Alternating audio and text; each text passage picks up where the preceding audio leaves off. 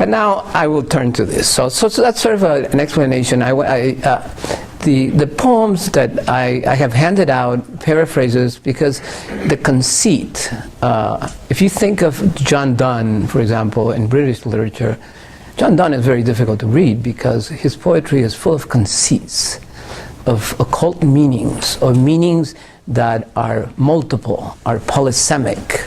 So satire as well as lyric poetry, the idea was to force the reader to exercise his ability in deciphering literature. Something which has not died. If you read some contemporary novels, contemporary quote-unquote postmodern novels, you really do have to struggle to understand them. Now, if you read a novel with, what's his name in the cover, the guy with the long blonde hair, Fabio. If you read a novel with Fabio on the cover, you know you're not going to have any problem reading it. But let me begin then. Although in the past I have studied several periods of Latin American literature and culture, I have concentrated mainly on the viceroyalties, and I already explained what the viceroyalty was, of Peru and Mexico, with a special interest in the 17th century. 17th century is my century. 17th century as well as the 20th, the end of the 20th century, they're very, very similar in a way. The title of my lecture is a bit general, so I will try to synthesize what I intend to do. I will look at a very important poet and satirist of early Peru, the well-known Juan del Valle Caviedes, and by delving into some of his many poems that concern themselves with the tensions between a Creole population, and this is something I need to explain.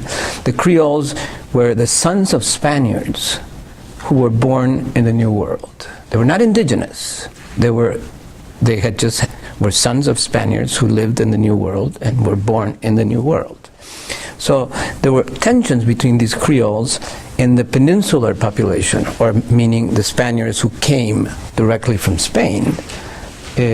And tensions many times had to do with the fact that criollos were limited in the type of official positions that they could hold.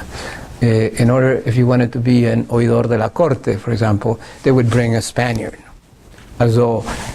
But a criollo was just as well educated and capable of doing this, but the idea was to not, the fear always behind this was that the criollos,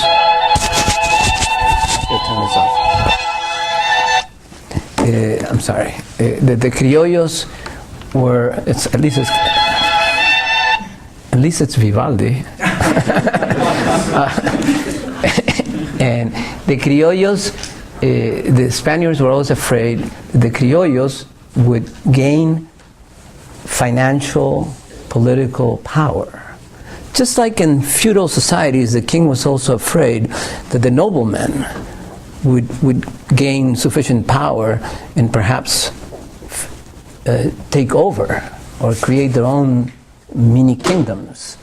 And they had their own armies. So the situation is similar. So there were always these tensions between the Creoles and the Spaniards. And not to say by any means that the Creole thought he was a Peruvian. No, he was a Spaniard. There was no such thing as a Peruvian yet. That doesn't come into being until the 19th century.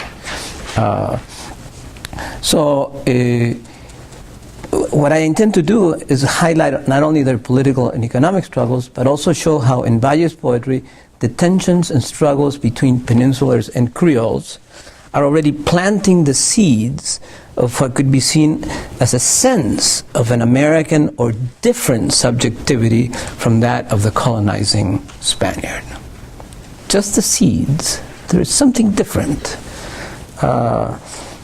Juan del Valle Caviedes was a prolific writer who not only wrote satire but also religious and philosophical poems. Although he's well known for his satire of the medical profession, a very conventional topic, literary topic, all satirists from Juvenal on wrote about doctors. He also satirized many other types, and of course, women.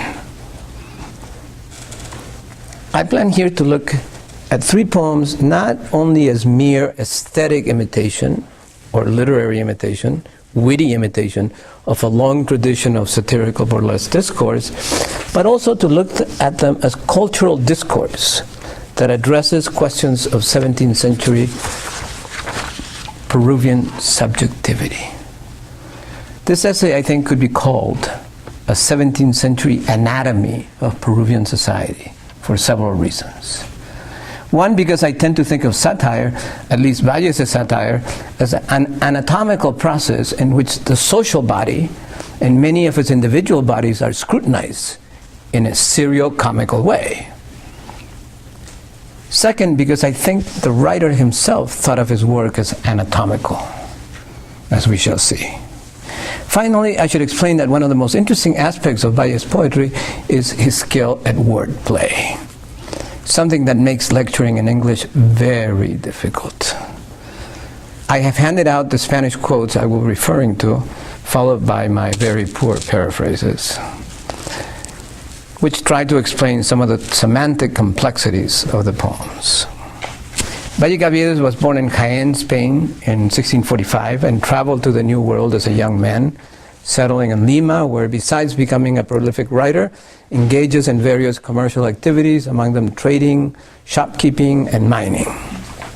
The scant archival information available shows that throughout his life, the poet had some contact with the centers of viceregal power.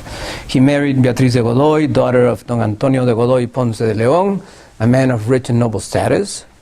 And among his relatives, we find 2 judges of the High Court of Lima, Don Berjón de Caviedes and Dr. Juan González de Santiago.